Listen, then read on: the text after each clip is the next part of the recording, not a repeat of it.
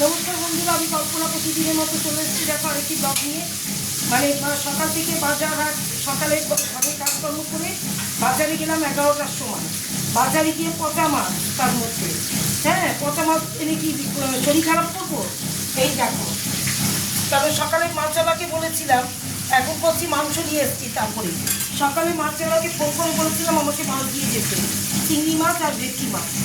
উনি বললো কি এত দেরি করে আসলো, আর তখন ওনার কাছে আর সব বিক্রি করে এসছে, যার জন্য আমার আর মাছ কেনা হয়নি। তারপরে গেলাম বাজারে 11টার সময়, চা পানি খেয়ে কাপড় টাপড় কেটে তারপরে গেলাম বাজারে।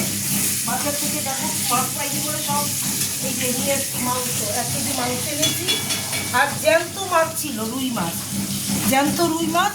সেই মাছ দেখি মাছটা, জ্যান্ত রুই মাছ এই দেখো ভাজা হচ্ছে এখানে।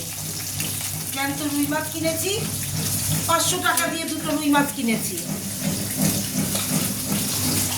500 টাকা দিয়ে। 500 টাকা দিয়ে দুখানা রুই মাছ একবারে জ্যান্ত নড়ছে, সেই মাছ কিনেছি 500 টাকা দিয়ে। ওইদিকে মাছ রান্না হচ্ছে, এদিকে মাংস, আর কিচ্ছু না, নাতি আর কিচ্ছু। আর ভাত করেছি, এসে চালটা ভিজিয়ে গেছিলাম, ভাত করেছি। এসে কেটে কেটে তার মধ্যে আবার লোক এসছে, কাটতেও তো দেখো সময় লাগে, কাটা বাটা করতে বলো। এই যে মাংস বাঁচতে এসে করে অপরিষ্কার জিনিস তো খাওয়া যায় না। এই যে দেখো মাংস বসিয়েছি এখন মাংসর পরে ওইখানে মাছ করছে, আর এখানে করেছে মাংস। আবার আলু দেবো, এটা আলু ভেজে রেখেছি, কষা করবো। আর এখানে ভাত করে নিয়েছি, ব্যাস আজকে আমার মেনুগুলো এই।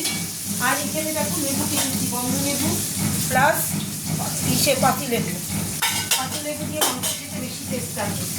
শরীর আর চলছে না জানো তো।